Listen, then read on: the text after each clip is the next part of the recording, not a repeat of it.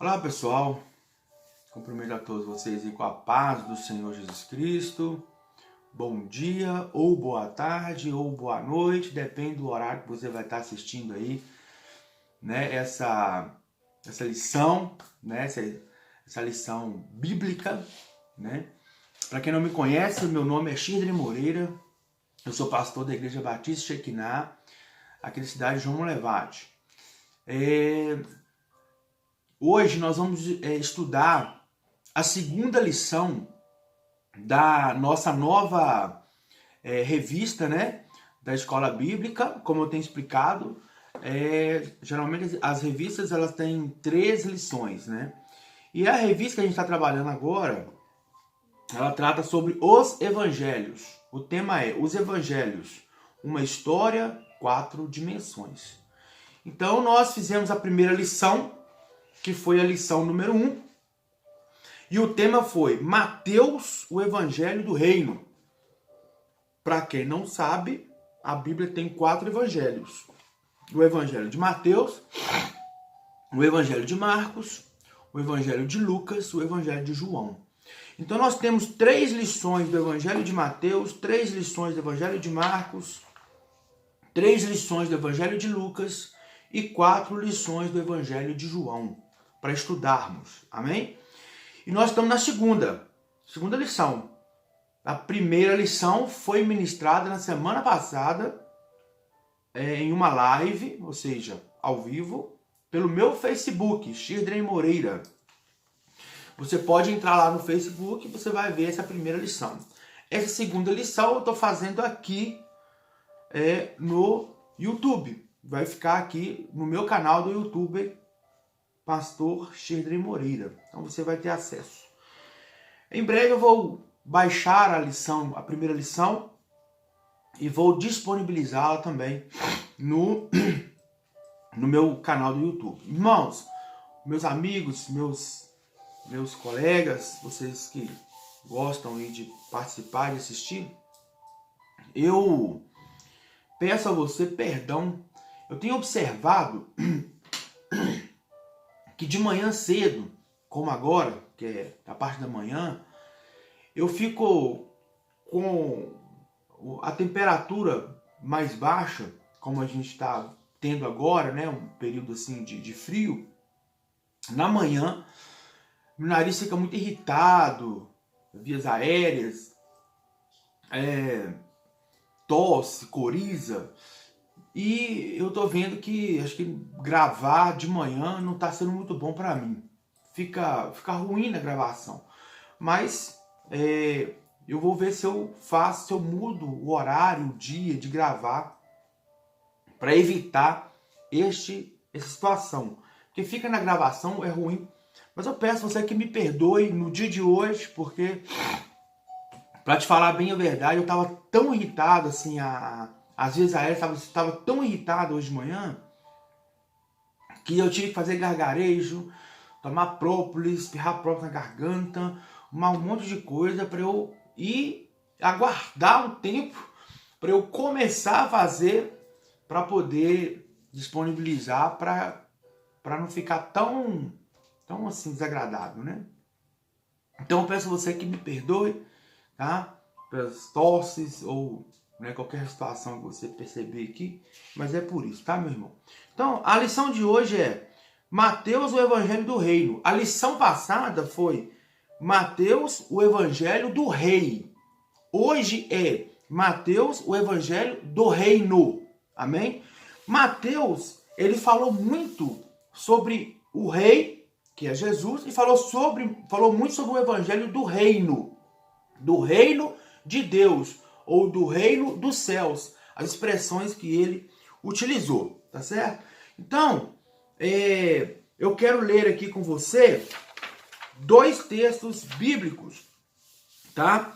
Que é Mateus capítulo 7, versículo 21 a 23, Mateus capítulo 18, versículo 1 a 3. E diz assim a palavra de Deus. Glória a Deus. Nem todo que me diz Senhor, Senhor, entrará no reino dos céus, mas aquele que faz a vontade do meu Pai, que está nos céus. Muitos me dirão naquele dia: Senhor, Senhor, não profetizamos nós em teu nome? E em teu nome não expulsamos demônios? E em teu nome não fizemos muitas maravilhas? E então lhes direi abertamente: nunca vos conheci. Apartai-vos de mim, vós que praticais iniquidade. Então você vê no texto primeiro que lemos aqui, Mateus 7, 21 a 23, ele está tratando de quem vai entrar no reino de Deus, no reino dos céus, né? Mateus 18, 1, 3. Naquela mesma hora chegaram os discípulos ao pé de Jesus dizendo: quem é o maior no reino dos céus? Então, mais uma vez ele fala do reino. E Jesus, chamando uma criança, a pôs no meio deles e disse: em verdade vos digo que se não vos converterdes e não vos fizerdes como crianças, de modo algum entrareis no reino dos céus, né? Então, a gente está tratando, a lição vai tratar sobre o evangelho do reino, Mateus, evangelho do reino.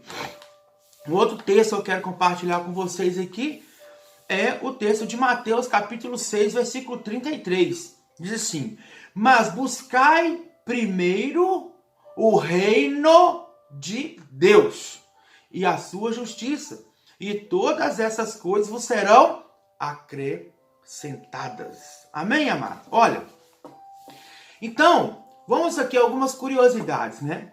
Nenhum outro evangelista, né, falou tanto de reino como Mateus, né? Então, no evangelho de Mateus, a palavra reino, ele aparece mais de 55 vezes. E a expressão reino dos céus, 32 vezes. Então, das dezenas de parábolas encontradas em Mateus, apenas 5 não começam com a expressão o reino dos céus é semelhante a. Então, tirando 5, todas as demais parábolas, que são muitas, que Mateus falou, elas começam assim: o reino dos céus é semelhante, o reino dos céus é semelhante, o reino dos céus. Então Mateus falou muito sobre o reino dos céus, né? Que curiosidade. Talvez a gente lê a Bíblia, lê, e às vezes a gente não para observar alguns detalhes, né? E aí quando a gente para fazer um estudo específico, a gente começa a ver e perceber alguns detalhes muito interessantes, né? Que nos chamam a atenção naquela leitura que a gente sempre faz do Evangelho, da Palavra de Deus, né?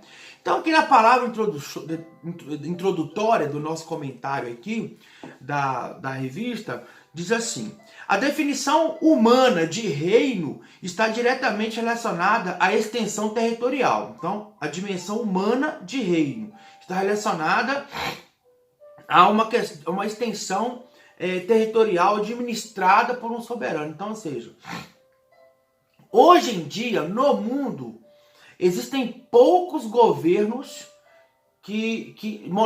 monárquico, né? Nós temos o Reino Unido, nós temos a Inglaterra, que tem a rainha da Inglaterra, porém, ela não exerce um governo da Inglaterra, ela exerce uma representação política, né? Vamos dizer assim. Ela exerce uma influência de governo pequena, não tão grande, né? Como é nos outros países. Então, são poucos países que têm rei ou rainha, né? Um governo monárquico. Hoje em dia, a maioria tem presidente, primeiro-ministro e assim vai.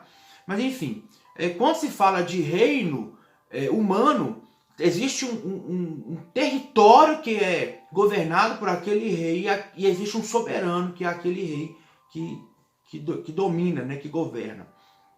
Em Mateus, no entanto, a expressão reino de Deus não tem conotação geográfica, mas sim relacional. Então vem o primeiro detalhe. Quando a gente fala de reino de Deus, ele não está falando de uma extensão geográfica no sentido de Deus governa esse pedaço da terra, não. Se a gente for, por que não tem essa relação geográfica? Porque, na verdade, o Deus como rei, o estudo passado, falamos do Mateus, o Evangelho Deixa eu ver aqui, para não falar um nome diferente. O Evangelho do Rei, né? E agora o Evangelho do Reino. Então, nós falamos do Rei, né? Esse Rei, ele é Rei de todo o universo, né? Que é Cristo. A ele foi dado todo o poder no céu, na terra e debaixo da terra. Ele tem todo o poder, ele é soberano sobre tudo e todos. Então não tem uma dimensão geográfica. Se falar que existe, a extensão dele é toda a Terra e todo o universo, né? Então não é mas a questão do reinado, do reino de Deus, ele é relacional. Por quê? Ele governa sobre o indivíduo que aceita o seu governo, porque é necessário aceitar Jesus como seu Senhor e Salvador, né? E aceitar esse governo desse reino sobre a sua vida agora, no presente, né? E é importante que se faça isso, porque somente com essa permissão é que poderemos entrar no reino de Deus quando tratamos do reino de Deus celestial sobre salvação, coisa desse tipo, né? Então, amém. Vamos continuar. Jesus pregou o evangelho do reino, Mateus 4, 23, uma referência, indicando que onde houver um coração regenerado por ele, ali também estará o seu reino, né? Então, ou seja, é relacional. Então, indica-se quando uma pessoa regenera, aceita, converte a Cristo, ali vai estar o seu reino. É porque por isso a gente fala que é relacional e não territorial. As parábolas propostas pelo mestre para apresentar a dimensão do seu domínio revelam sua multiforme abrangência, né? Só em Mateus 13 ele comparou ao semeador, ao campo no qual cresce junto o trigo e joio, a semente de mostarda, ao fermento que é introduzido na massa, a um tesouro escondido, a pérola de grande preço, né? Há uma rede lançada ao mar que apanha toda a qualidade de peixes. Então as referências aqui, Mateus capítulo 13, está falando aqui do versículo 3 a 9, do versículo 24 a 30, do 31 a 32, o verso 33, o verso 44 e o verso 45 ao 46, né? Louvado seja Deus. Então, e também, meu irmão, desculpa, né? Minha tosse, eu já aqui no início, eu já pedi desculpa, perdão para os irmãos, devido à questão aí da irritação nas minhas vias aéreas, né? As vias respiratórias aí, com relação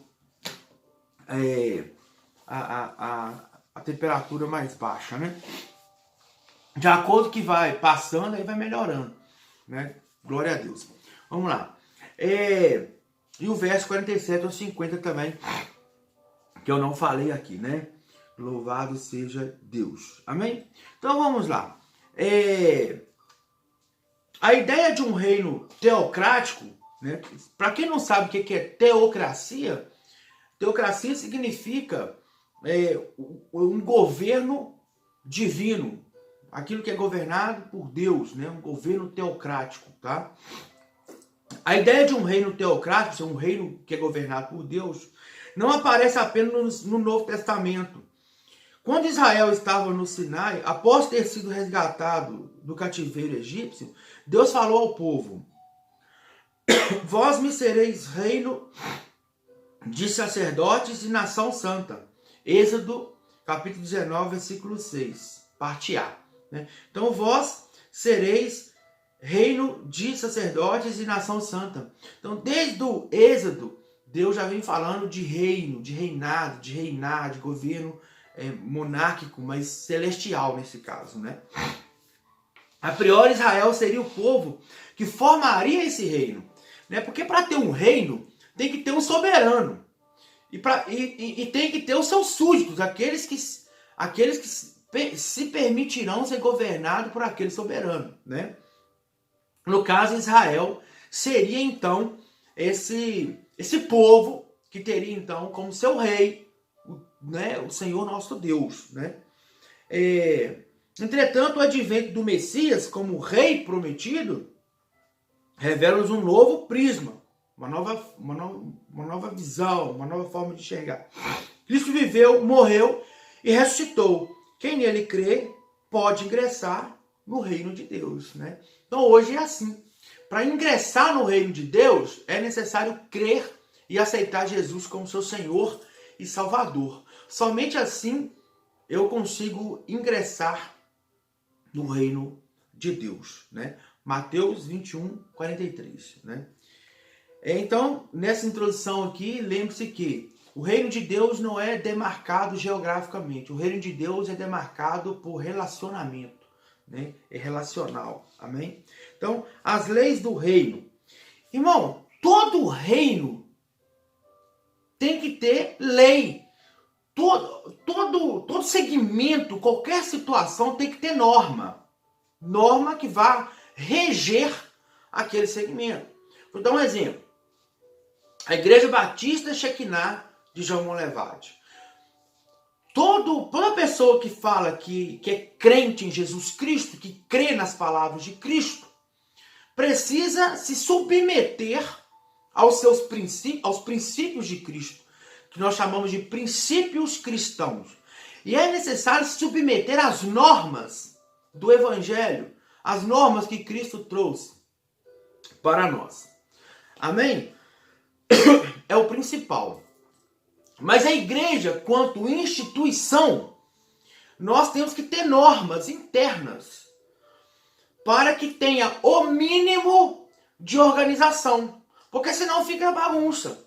Se não tiver uma norma que para determinar, por exemplo, uma pessoa nova, uma pessoa que chegou no ministério agora, que veio de outra igreja, para ela participar do altar, ela precisa passar na nossa igreja por um discipulado, um acompanhamento, até mesmo para a gente ver se aquela pessoa realmente ela tem uma vida que permita ela estar no altar, porque ela vai servir de exemplo para outras pessoas, né? É assim por diante. Então, tem que ter algumas normas, né? O mínimo para se organizar. Então, todo reino existem leis e regras. Porque se não tiver, vira anarquia. O que é anarquia, né? Anarquia é um sistema político e social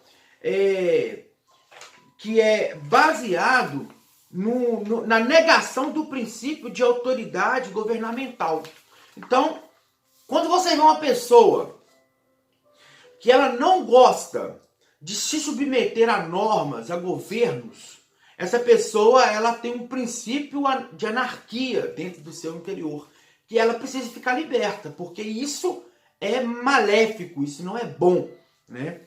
Então, o reino de Deus é dotado de princípios que normatizam a conduta dos seus cidadãos. Claro, neste tópico, tais princípios são chamados de leis do reino. Tá? Essas leis do reino não estão associadas com situações, por exemplo, de salvação. Tá? Porque salvação ela é adquirida por meio da fé em Cristo. Né? O sacrifício salvífico de Jesus, eu crendo em Jesus, confessando Jesus como meu Senhor e Salvador, eu obtenho a salvação.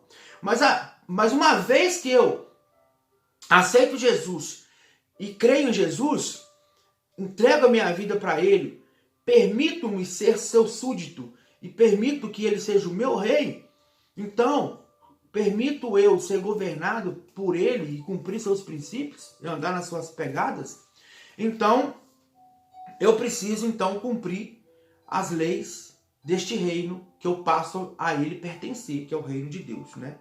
Então, aí a gente precisa então estar vivendo, né, de acordo com a vontade dele. As leis do reino descrevem a condição interior e as ações exteriores do que já são cidadãos dos céus, tá certo? Então Mateus registrou a mensagem mais cuidadosamente estruturada dos evangelhos. Os capítulos 5 ao 7 do livro trazem não apenas orientações para o súdito do rei, mas incluem advertências àqueles que pensam ser verdadeiros discípulos, mas não o são, pois suas práticas não condizem com o seu discurso. Então, dos capítulos 5 ao 7 do Evangelho de Mateus, vão trazer orientações para os súditos do rei, ou seja, para nós. Mas não apenas para nós, que somos súditos, mas para aqueles que acham que são súditos, mas na verdade não são. Advertências para eles também. Então, os escribas e fariseus, por exemplo, pensavam que pelo fato de cumprir a lei de Moisés, né, sistematicamente eram mais justos que os outros. Aí Jesus trouxe uma advertência, que não é assim. Jesus ensina-nos neste sermão que a justiça do reino suplanta tal premissa, pois o pecado consiste não apenas no ato cometido, mas também no motivo ou sentimento que o provocou. Né? O Sermão do Monte traz, de modo sintético, o tipo de vida que Jesus, o rei, quer que seus súditos vivam.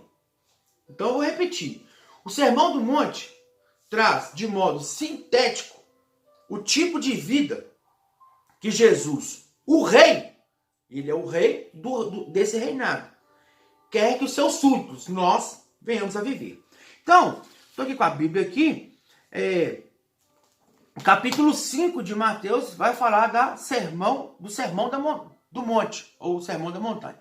Então, meus irmãos, esse sermão do monte, ele foi dividido aqui, didaticamente, em 5 tópicos, para ficar mais claro para a gente, de forma didática.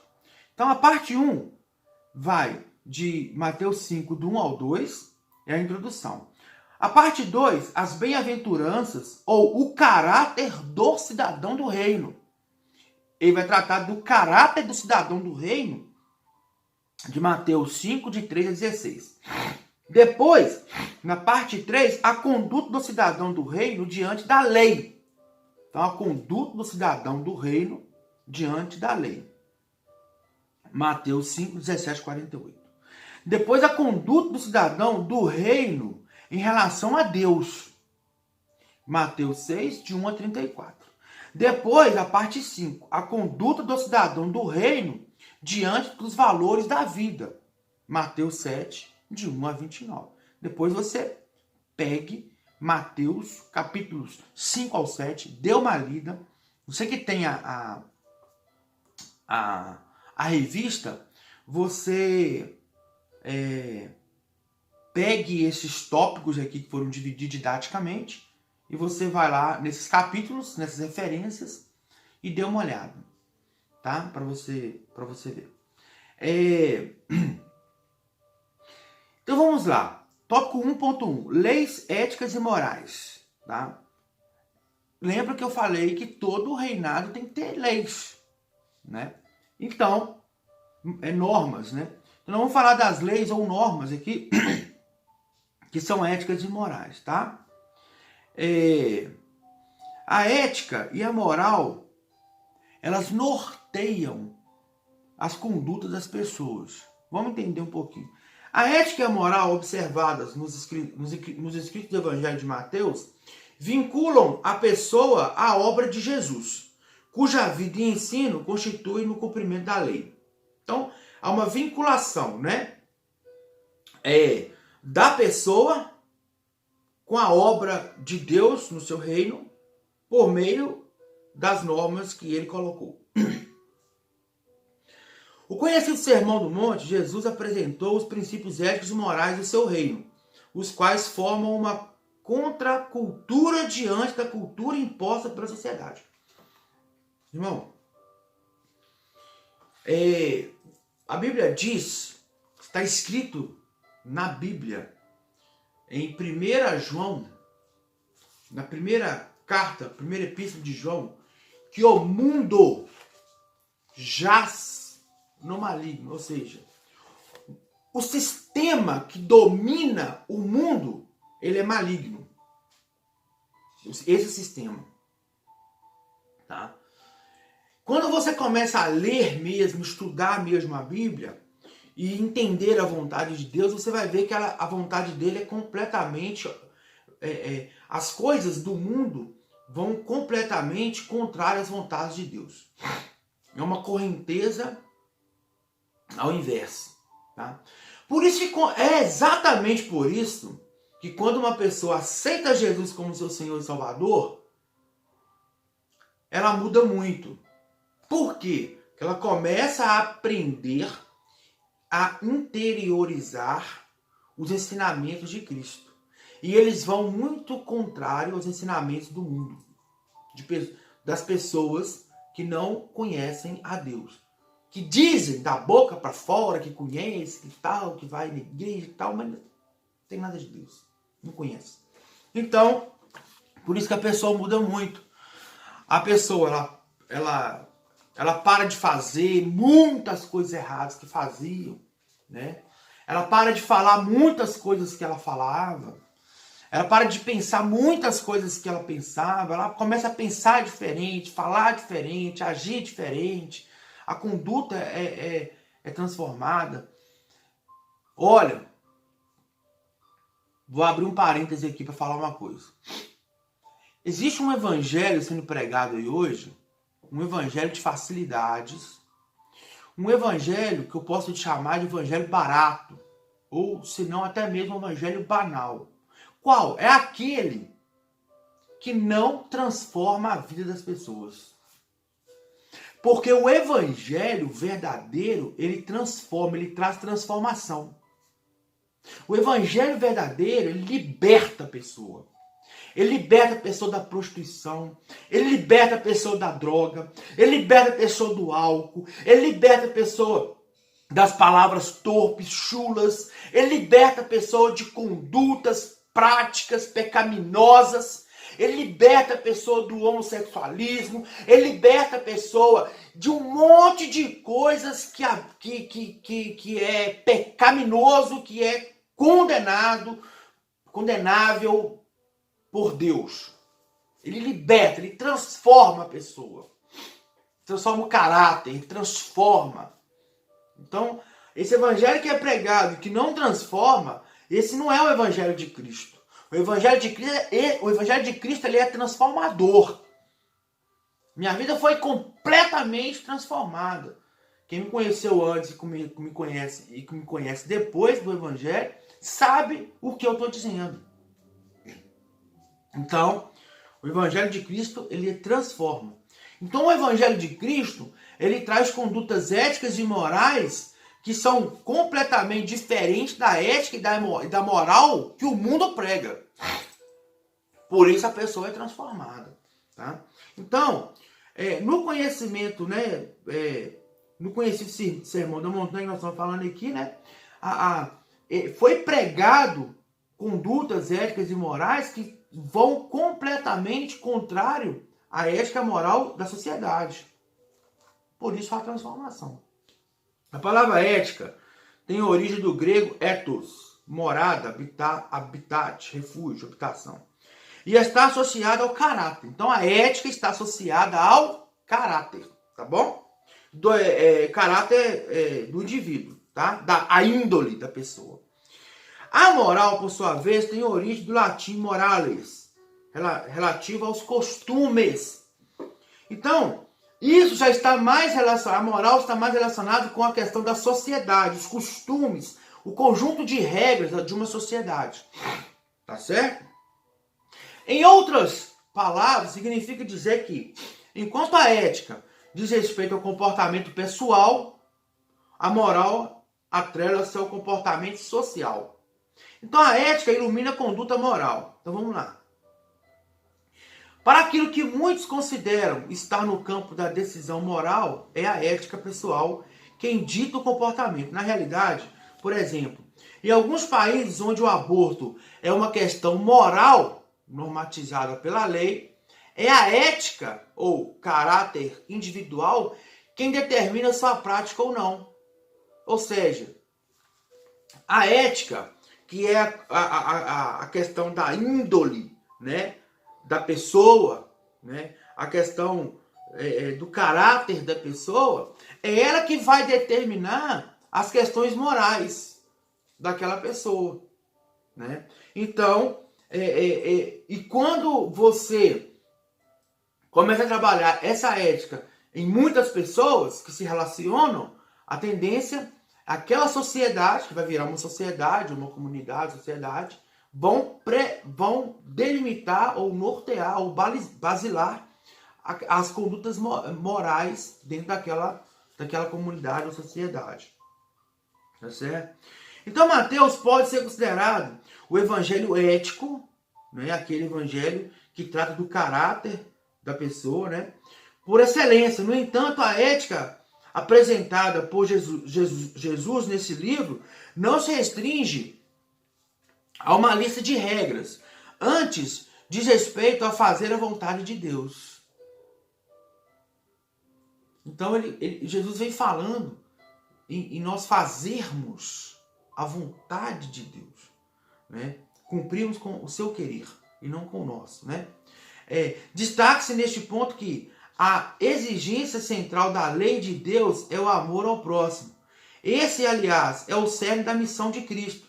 Enquanto a ética e a moral do mundo dizem: o que você me faz, faça você. A ética e a moral do reino de Deus afirmam: o que Deus tem feito por mim, isso eu farei por você. Em outras palavras, é o seguinte: a ética moral do mundo prega assim: eu vou fazer o bem para quem me faz o bem, para quem me faz o mal, exploda-se para lá. Sim, né? E tô nem aí, o problema é dele, né? Agora, já a ética moral de Deus não. Se o seu inimigo tiver fome, dá-lhe de comer. Se o teu inimigo tiver sede, dá-lhe de beber. Se ele te pedir a capa, dá também a túnica. Se ele te pedir para andar uma milha, ande com ele duas. Né? Se você ama o seu amigo, ótimo. Faz bem. Né? Mas qual é o bem, né, que tem nisso? Seu irmão, seu amigo? Agora, ame o teu inimigo. Que fazendo assim você amontoará brasas vivas sobre a tua cabeça. Está no Evangelho. Tá vendo como que é diferente? A ética e a moral que norteiam a conduta das pessoas dentro do reino de Deus? É diferente. É diferente. Né? Então vai na contramão do mundo. Não foi por acaso que o mestre chamou de sal da terra e luz do mundo. Em Mateus 5, 13, 16. Aqueles que, mesmo vivendo em um ambiente deturpado, sabem que precisam fazer a diferença, pois são cidadãos do reino de Deus. E têm como seu rei, seu governante, Jesus Cristo. Né? Aquele que dita as regras. Amém?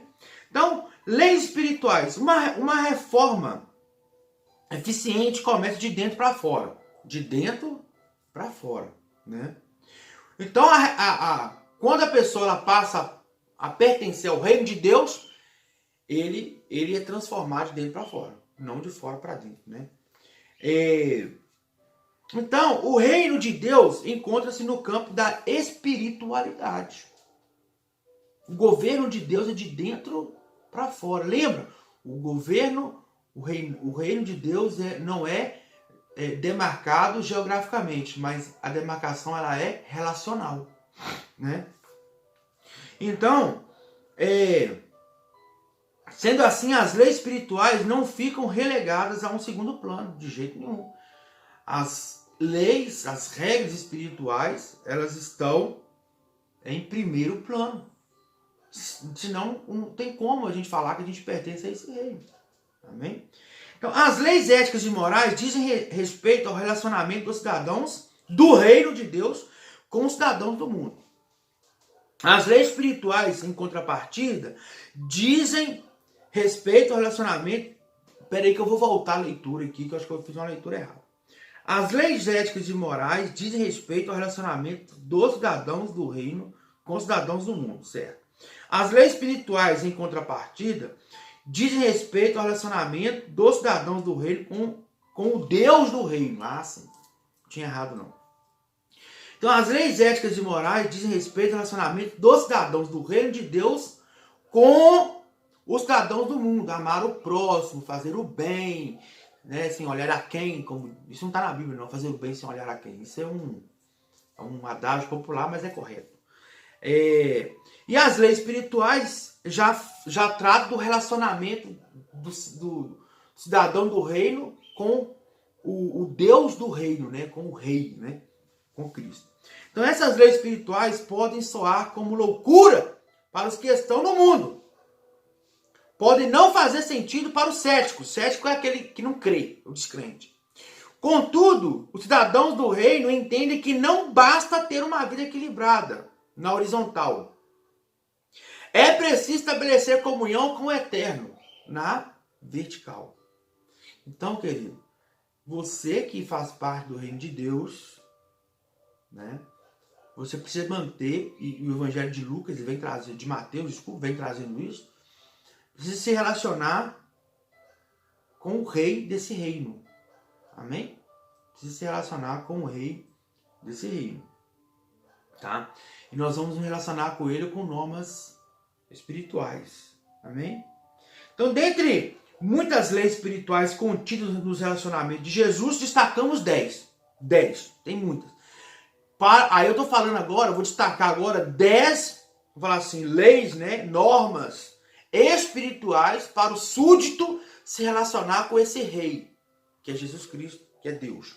A primeira, doação e liberalidade, sem pensar em recompensa. Mateus 6, 2 a 4. Fazer o bem a uma pessoa que não tem condições de retribuir a você o bem que você fez a ela. Então, você se doar, liberar com liberalidade, né? Sem pensar assim, eu vou fazer o bem para ele ou para ela, porque ele vai me ajudar. No mundo é assim, né? Eu vou fazer o bem aqui para fulano, porque ali na frente esse cara pode me ajudar. Então deixa eu tratar ele bem aqui. Não. No reino de Deus já não é assim. Eu vou fazer o bem para quem estiver ao meu alcance de fazê-lo, independente se vai poder me retribuir ou não. Não importa. Eu vou fazer o bem. Então é doação e liberalidade. Segundo, oração. Mateus 6, 5 a 15. Trata-se de forma mais íntima e profunda dentro do relacionar-se com Deus, né? Adoração. Mateus 6 a 9. Pai nosso, santificado seja o teu nome. Adorar a Deus é primazia no reino. Adoração ao rei é a primazia no reino de Deus. Adorar ao rei, a Deus. Perdão. Ninguém pode esperar receber perdão se não o concede a outrem.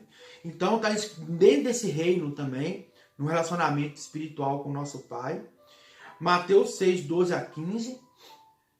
Está falando Mateus 6, 12 a 15. Essa referência fala da oração do Pai Nosso, que inclusive eu preguei, está no YouTube aí. Alguém quiser entender um pouco melhor a oração modelo, pode aí acessar no canal aí, tem essa pregação aí. Essa palavra. Então, Mateus 6 a 12 fala o seguinte: eu só sou perdoado por Deus se eu perdoo o meu próximo. Se eu não perdoar meu próximo, eu também não sou perdoado por Deus. Meu Deus, isso é sério, hein? Então vamos lá. Jejum, Mateus 6, 16 e 18. Abster de alimentos, não como penitência, mas como um ato espiritual. Tanto é que o Evangelho ele vai tratar o seguinte: quando jejuardes, não seja como os hipócritas, que se parece com uma afeição contristada, triste, na cabisbaixo. Eu lembro uma vez, já vou pedir perdão pro meu pai de uma vez.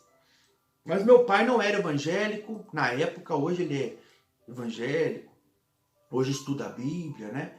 Mas naquela época que ele não era evangélico, ele era da religião romana, né? Ele também lia a Bíblia, mas faltava muito entendimento. Hoje ele tem a clareza e a luz da revelação do Espírito Santo depois que aceitou Jesus. Então, naquele tempo, eu me lembro uma vez que meu pai estava jejuando, e eu descobri que ele estava jejuando, tem muitos anos isso, porque ele estava com uma cara de tristeza, parecia que tinha morrido alguém. Eu lembro disso. Aí eu fui entender por que o pai estava assim, ele estava jejuando, né? Fazendo uma penitência. com a cara de tristeza. E a Bíblia fala o seguinte: quando jejuar, unge a tua cabeça com óleo da alegria. Não seja como os hipócritas, mas se demonstre feliz e alegre, né? Para que ninguém perceba que você está jejuando, né? Olha aqui, é totalmente diferente, né? Pois é. Desapego das coisas materiais. Mateus 6, 19, 21. O cidadão do reino dos céus não pode estar preso às coisas da terra. Crença na provisão divina. Mateus 6, 33. E buscar em primeiro lugar o reino de Deus, e as todas as outras coisas serão acrescentadas. Ansiedade e preocupação não podem nos dominar. Aquele que faz parte do reino de Deus. Não julgar o próximo. Mateus 7, de 1 a 5. Precisamos julgar a nós mesmos, não os outros. Discernimento, Mateus 7, 6. Cidadãos do reino precisam saber identificar as coisas espirituais, ter discernimento das coisas, né? 10. Prática da palavra, Mateus 7, 24 e 29. Ouvir e não praticar desabilita-nos a viver no reino. Então, para estarmos habilitados a viver no reino de Deus, temos que ouvir e praticar a palavra de Deus. Como ser um cidadão do reino? Tópico 2. Ser um cidadão do reino de Deus é ser discípulo de Cristo. Não há outra maneira de tornar-se um cidadão do reino senão por intermédio de Jesus. Não tem como, meu irmão. Não tem como. Para ser cidadão do reino, só se estiver firmado junto com Cristo. Se alguém quiser vir... Jesus falou assim, ó, Mateus 16, 24. Se alguém quiser vir após mim, negue-se a si mesmo, tome sobre si a sua cruz e siga-me. Meu Deus, que palavra abençoada, né? Seguir a Cristo é opcional. Seguir a Cristo é opcional. Ninguém é obrigado. Ninguém é obrigado a seguir a Jesus. Ninguém. Só segue Jesus quem quer. Ele não obriga. Mas tem consequência. Está tudo escrito. Se você seguir Jesus, aceitar Jesus, receber Jesus como seu Salvador, é salvo. Se não, está condenado. O mesmo Deus que salva também condena. Importante entender isso. Por quê? Abro um parêntese aqui para falar uma coisa. Por quê? O mesmo Deus que salva é o mesmo Deus que condena. Meu querido, o Deus que salva é o Deus que ama. É o Deus que tem amor para com o próximo. Tanto, mas tanto amor que entregou o próprio Filho para morrer no meu e no seu lugar. Jesus morreu na cruz por todos os pecadores, por mim e por você. Por aquele que matou, por aquele que estuprou, por aquele que roubou, por aquele que falou mal, por aquele que mentiu, por aquele trabalhador, por aquele pai de família, por aquela mãe de família. Ele morreu na cruz por todos, independente do seu grau de intelectualidade, de sabedoria, de vida financeira, se é pobre, se é rico, cor de pele, não importa, raça, etnia, não importa. Ele morreu na cruz por todos. Aí está a chave da prova do amor de Deus. Ele morreu na cruz por mim e por você. Porém, eu ouvi algo interessante ontem, né? Estava assistindo uma pregação de um pastor que disse o seguinte: a igreja está aberta para todos, mas não está aberta para tudo. Isso significa o quê? Dizer o quê? Que o mesmo Deus que ama é o mesmo Deus que condena. Vai na mesma direção essas duas afirmações. Sabe por quê? Porque o Deus que ama falou assim: olha, eu te amo tanto e eu quero tanto você comigo que eu vou entregar meu filho e morrer no seu lugar. Mas se agora depende da contrapartida. Se você me ama, você aceita meu filho e para você ficar comigo eternamente. A minha parte eu já fiz, entregar meu filho e morrer no teu lugar. Agora, se você me ama, então entrega a sua vida para o meu filho para que você possa viver comigo. Porque aí a Bíblia nos ensina que Deus é santo. E com ele não pode habitar o profano. Então, ele pega o profano, santifica o profano pelo sangue de Cristo e faz o profano agora morar no reino de Deus. Olha o amor de Deus. Então, tome cuidado quando uma pessoa fala assim, ou se você fala assim. Tome cuidado quando a pessoa diz assim: Deus é amor, Deus me ama e me aceita como sou. Beleza? Não, não. Deus te ama? Verdade. Deus te aceita como é? Te aceita para você vir para Ele. Mas Ele não aceita você ficar do jeito que você está. Ele, para você realmente viver uma comunhão com Deus, você vai precisar ser transformado. Ele vai te transformar. Mas só que você tem que deixar. É assim. Se não for assim, não tem comunhão com Deus. Isso é princípio. Isso é evangelho. Isso é a palavra de Deus. Amém? Vamos continuar. Então seguir Jesus é opcional. Ele diz: se alguém quiser vir após mim, né? Se alguém quiser. Mas após decidir em ir, né? Há condições para os seus seguidores. Há condições. Você quer? Quero. Então, obedeça essas condições aqui. Ah, não, então não quero não. Aí você que sabe. Né? Primeiro, renuncie-se a si mesmo. Cristo não nos chama para a afirmação do eu, mas para a sua renúncia. O reino dos homens, o ego predomina. No reino de Deus é preciso renúncia. No reino de Deus predomina o ego do homem, a sua autoafirmação, o eu. No reino do homem. No reino de Deus, não. No reino de Deus predomina a vontade de Deus. No reino de Deus predomina eu ter que negar a mim mesmo. Renunciar a mim mesmo. Diz a Bíblia que aquele que está em Cristo, nova criatura é. Diz a palavra de Deus que agora não vivo mais eu, mas Cristo vive em mim. Não se trata de anular a pessoa, mas trata de servir a Jesus e ao reino dele com prioridade. Trata disso, querido. Para andar, para ser, para estar no reino de Deus, precisamos abdicar do orgulho, da soberba, da presunção, da autoconfiança. E colocar e depositar toda a nossa confiança em Cristo. O outro tópico, né, que nós devemos observar, né, como ser o cidadão do céu. Tomar sobre si a sua cruz e seguir a Jesus. A cruz é um símbolo de responsabilidade cristã. É impossível ter Cristo no coração se não houver cruz sobre os ombros. Servir a Cristo, servir ao reino de Jesus, ao reino dos céus, ser um súdito desse reino, significa ter responsabilidade cristã, pegar a cruz nos ombros e andar com ela.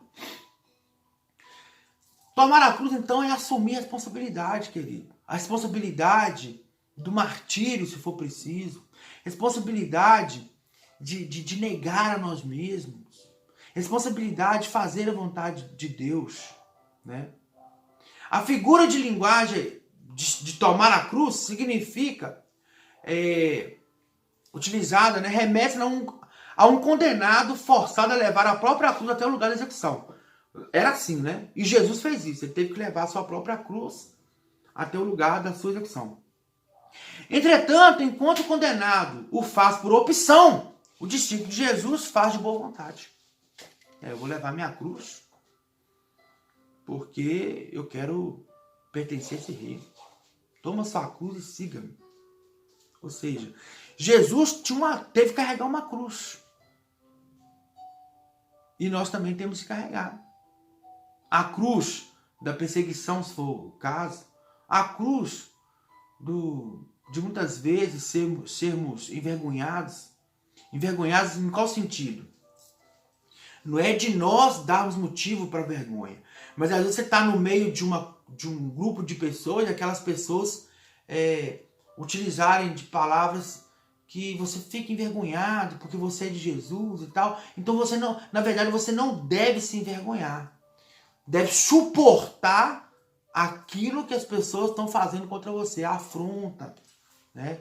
A intimidação porque você é de Cristo, né? E assim por diante. É suportar a cruz, né?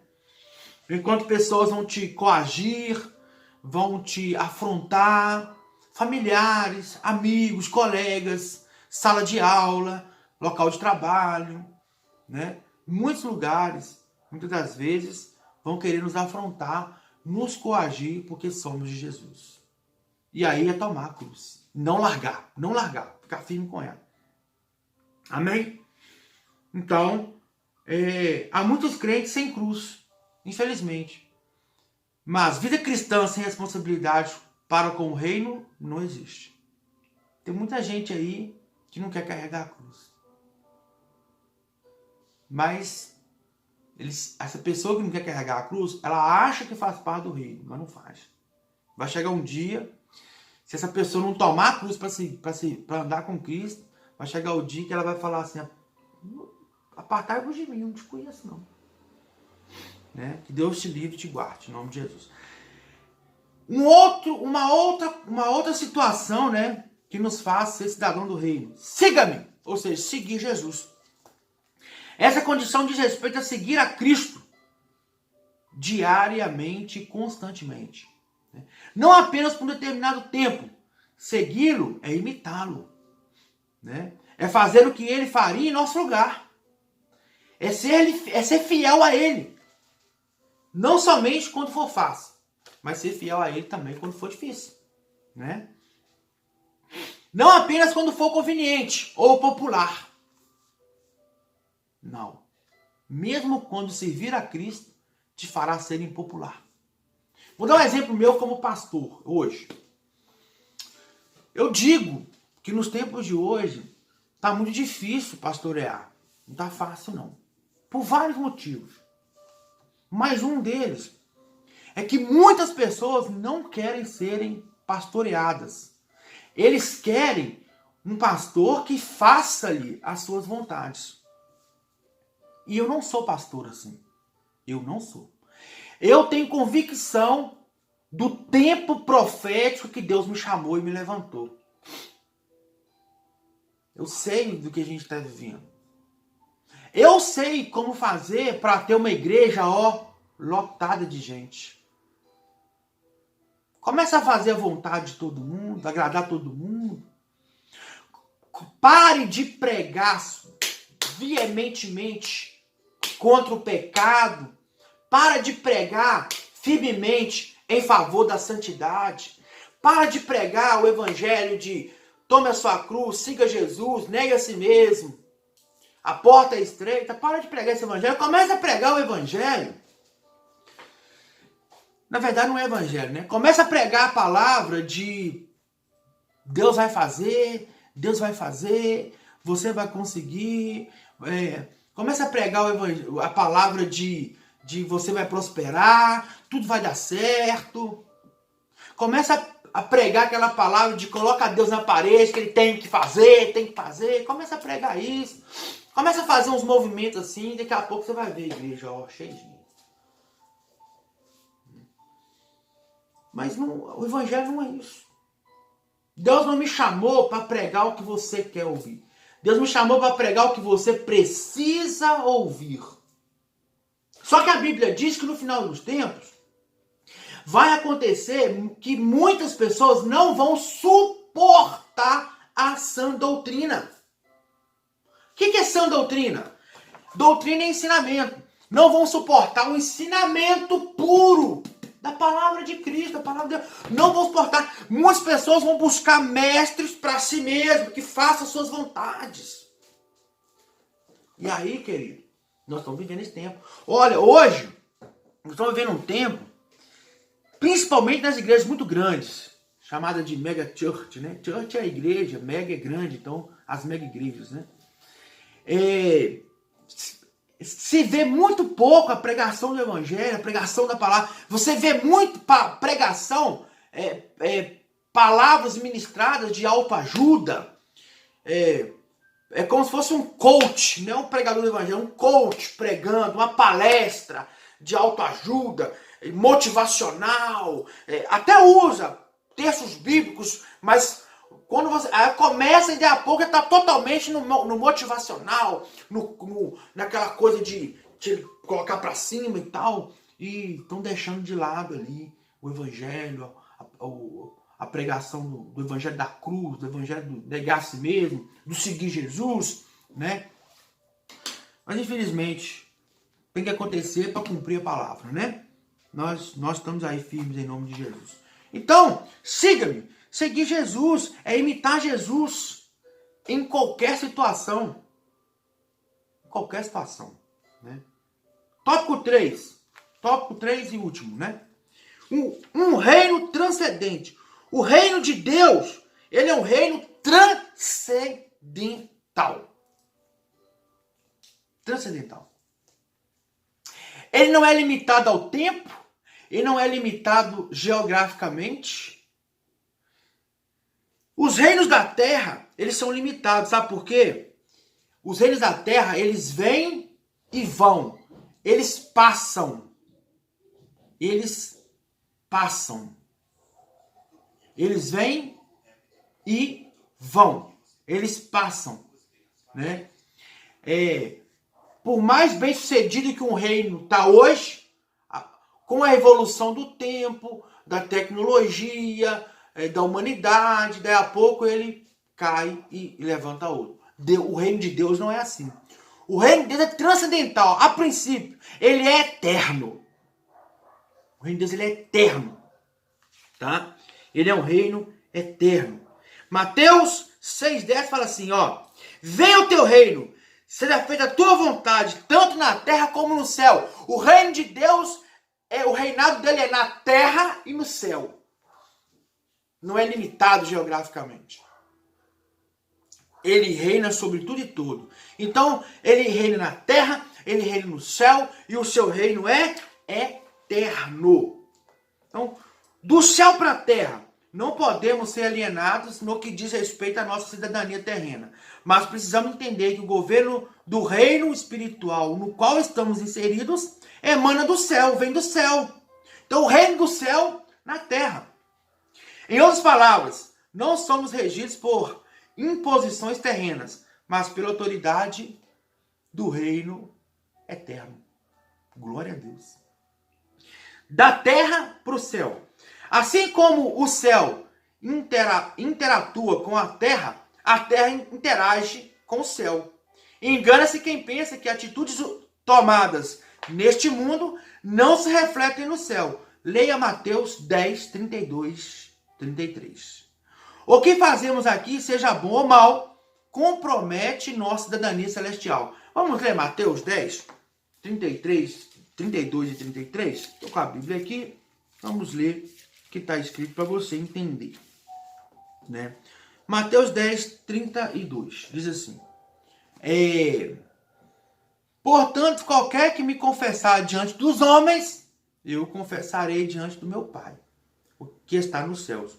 Mas qualquer que me negar diante dos homens, eu o negarei também diante do meu Pai, que está nos céus. Então, o que você faz aqui, interage lá.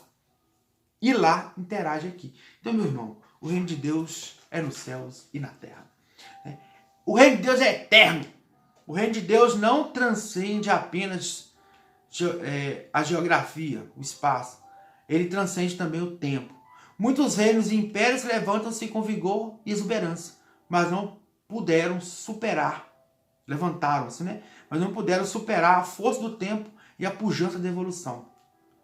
Grandes conquistadores sucumbiram e seus reinos caíram. Mas o reino de Deus é eterno. Salmo 145, versículo 13. Não apenas o reino é eterno, o seu rei também é eterno. Jesus Cristo. O tempo não pode influenciar o reino de Deus, pois ele é eternamente, passado, presente e futuro. O reino já estava preparado antes da fundação do mundo. Mateus 25, 34. Desde a pregação de Jesus, ele está presente entre nós. Mateus 4, 17. Mas, em um futuro breve, será estabelecido para sempre. Apocalipse 11, 15, parte B.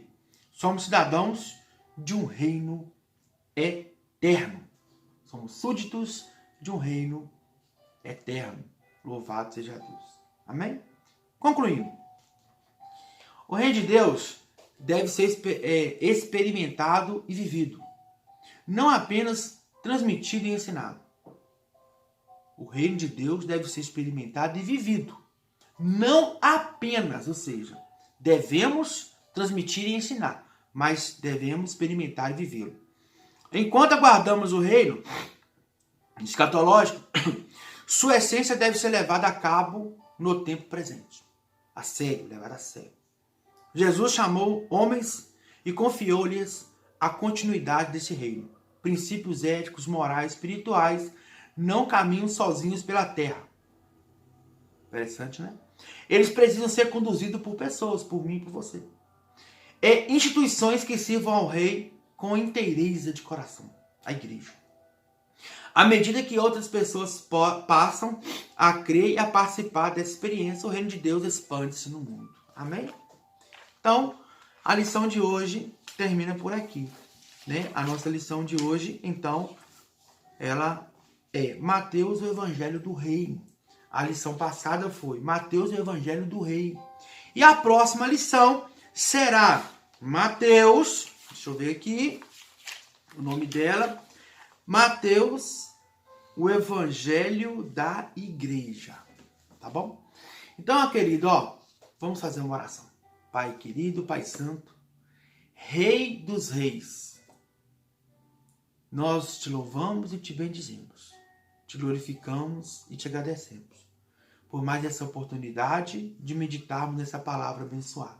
Abençoa todos os meus ouvintes, que tenham todos um dia abençoado, em nome de Jesus. Que essa palavra edifique a cada um e que possa trazer, dar-lhes cada um pouco mais de aprendizado e crescimento, em nome de Jesus. Então, amém.